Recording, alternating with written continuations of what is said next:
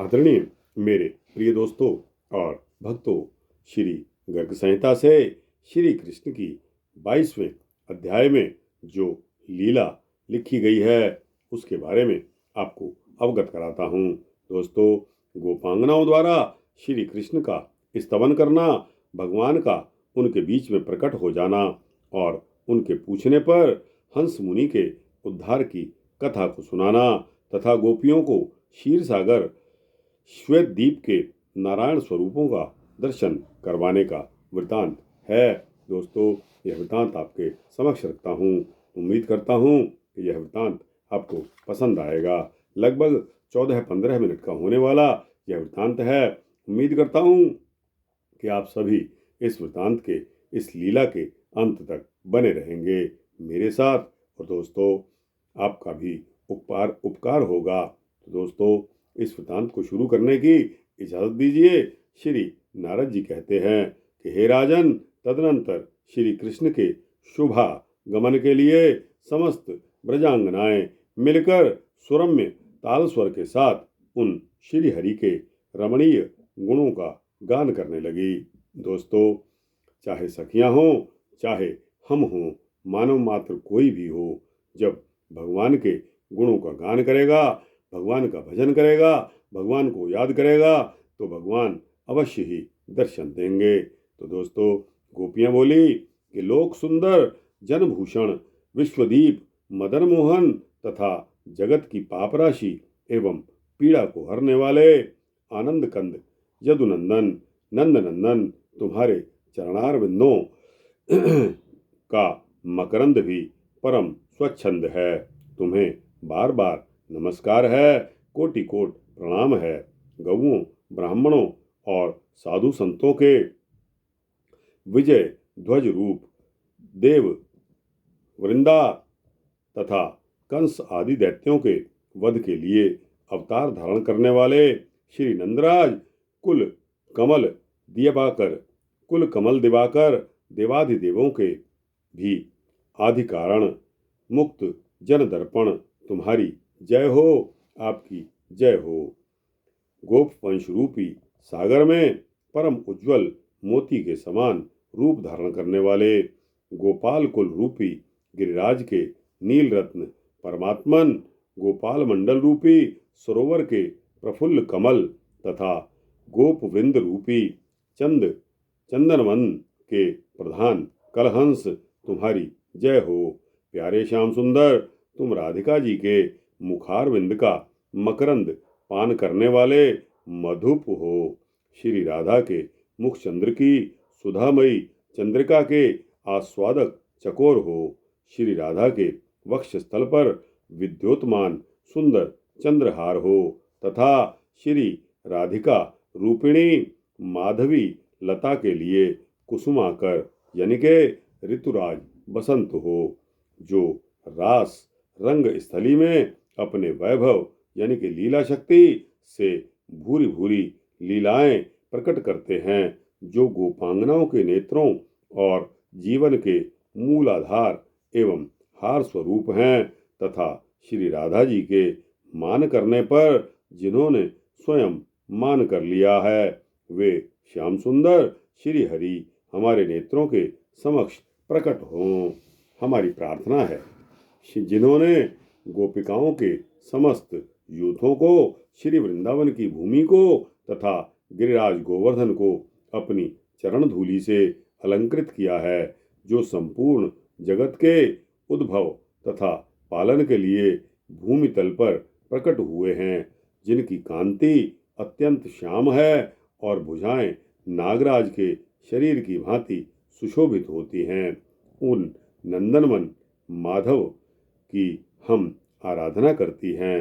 हे प्राणनाथ, तुम्हारे बिना वियोग व्यथा से पीड़ित हुई हम सभी गोपिकाओं को चंद्रमा सूर्य की किरणों के समान दाहक प्रतीत होता है। यह संपूर्ण वनांत भाग, जो पहले प्रसन्नता का केंद्र था, अब इसमें आने पर ऐसा जान पड़ता है मानो हम लोग असिपत्र वन में प्रविष्ट हो गई हों और अत्यंत मंद मंद गति से प्रवाहित होने वाली वायु हमें बाण सी लग रही है। हरे राजा सौदास की रानी मदयंती को अपने पति के विरह से जो दुख हुआ था, उससे 1000 गुना दुख नल की महारानी दमयंती को पति वियोग के कारण प्राप्त हुआ था।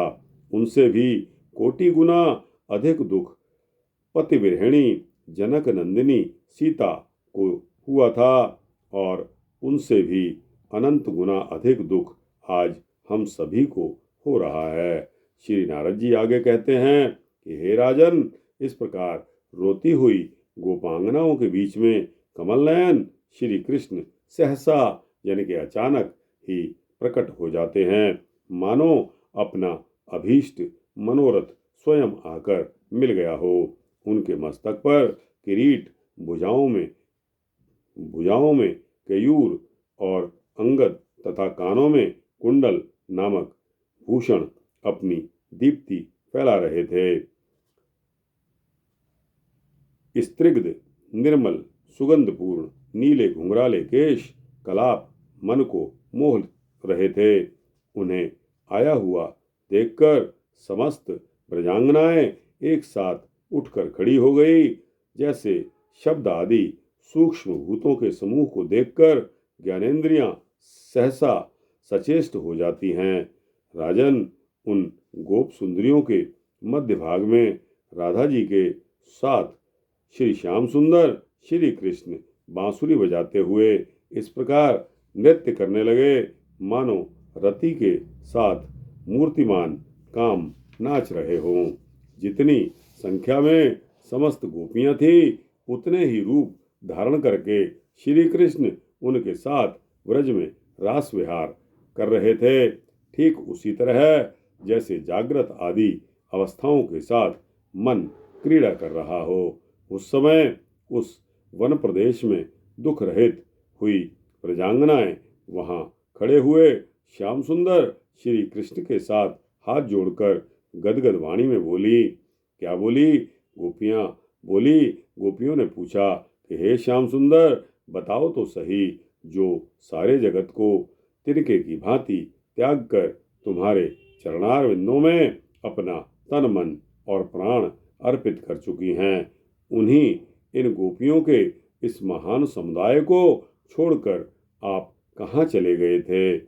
श्री भगवान जी बोले कि हे गोपांगनाओं, पुष्कर द्वीप के दधि मंडोद समुद्र के भीतर रहकर हंस नामक महामुनि तपस्या कर रहे थे। वे मेरे ध्यान में रत रहकर बिना किसी हेतु या कामना के भजन कर रहे थे।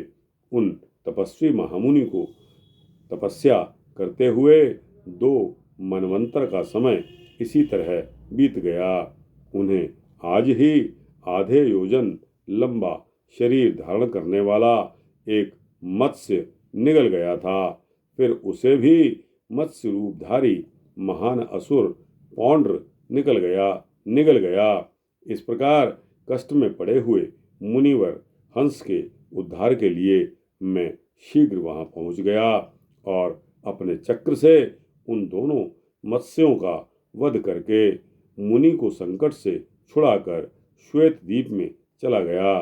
ब्रजांगनाओं, वहां क्षीर सागर के भीतर शेष शैया पर मैं सो गया था।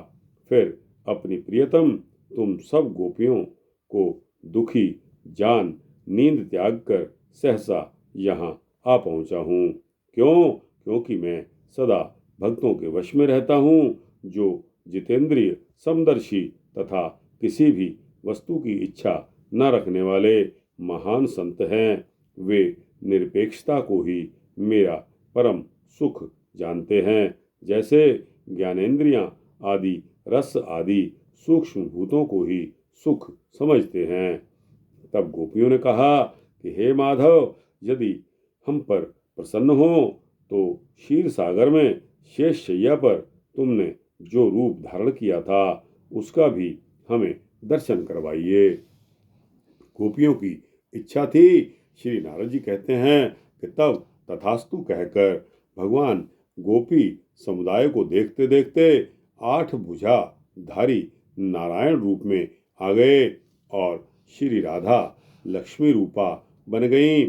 वहीं चंचल तरंगमालाओं से मंडित क्षीर सागर प्रकट हो गया। दिव्य रत्नमय मंगल रूप प्रासाद दृष्टिगोचर होने लगे। वहीं कमलनाल के सदृश श्वेत शेषनाग कुंडली बांधे स्थित दिखाई दिए, जो बाल सूर्य के समान तेजस्वी सहस्त्र फनों के छत्र से सुशोभित थे। उस शेष शैया पर माधव सुख से सो गए तथा लक्ष्मी रूप धारिणी श्री राधा जी उनके चरण दबाने की सेवा में अपने आप को उन्होंने लगा दिया। करोड़ों सूर्यों के समान तेजस्वी उस सुंदर रूप को देखकर गोपियों ने उनको नमन किया, प्रणाम किया और वे सभी परम आश्चर्य में निमग्न हो गई। मैथिल, जहाँ श्री कृष्ण ने गोपियों को इस रूप में दर्शन दिया था, वह परम पुण्यमयी पापनाशक क्षेत्र बन गया। तदनंतर श्री माधव गोपांगनाओं के साथ यमुना तट पर आकर कालिंदी के वेगपूर्ण प्रवाह में संतरण कला खेल करने लगे। श्री राधा के हाथ से उनका लक्ष्य दल कमल और चादर लेकर श्री माधव जी पानी में दौड़ते तथा हंसते हुए दूर निकल गए। तब श्री राधा जी भी उनके चमकीले पीतांबर, वंशी और बैंत लेकर हंसती हुई यमुना जल में चली गई। अब महात्मा श्री कृष्ण उन्हें मांगते हुए बोले कि हे राधे, मेरी बांसुरी दे दो। श्री राधा जी कहने लगी कि हे माधव, मेरा कमल और वस्त्र लौटा दो। श्री कृष्ण ने श्री राधा को कमल और वस्त्र दे दिए। तब श्री राधा भी महात्मा श्री कृष्ण को वंशी, पीतांबर और बैंत उन्होंने लौटा दिए। तदनंतर श्री कृष्ण आजानुलंबिनी यानी कि घुटनों तक लटकती हुई वैजंती माला धारण किए हुए मधुर गीत गाते हुए भांडीर वन में आ गए। वहाँ चतुर चूड़ामणि श्री श्याम सुंदर ने प्रिया का श्रृंगार किया। भाल तथा कपोलों पर पत्र रचना की, पैरों में महावर लगाया, फूलों की माला धारण कराई, वेणी को भी फूलों से सजाया, ललाट में कुमकुम की बिंदी तथा नेत्रों में काजल लगाया। इसी प्रकार कीर्ति नंदिनी श्री राधा जी ने भी उस श्रृंगार स्थल में चंदन, अगुरी, कस्तूरी और केसर आदि से श्री हरि के मुख पर मनोहर पत्र रचना की। तो दोस्तों, यह लीला इस प्रकार श्री गर्ग संहिता में वृंदावन खंड के अंतर्गत रास क्रीड़ा नामक यह 22वां अध्याय यहाँ समाप्त होता है। दोस्तों, यह अध्याय, यह लीला आपको कैसी लगी? अच्छी लगी हो तो इसको लाइक और शेयर कीजिए, अपने दोस्तों, भक्तों, मित्रों, जिज्ञासुओं तक अवश्य पहुंचाइए। कमेंट सेक्शन में अपनी राय भी अवश्य दीजिए। और दोस्तों, इस चैनल को सब्सक्राइब कर देंगे तो आपको इसी तरह के सूक्ष्म भक्ति वृत्तांत मिलते रहेंगे। जय श्री राधे, जय श्री राधे कृष्णा।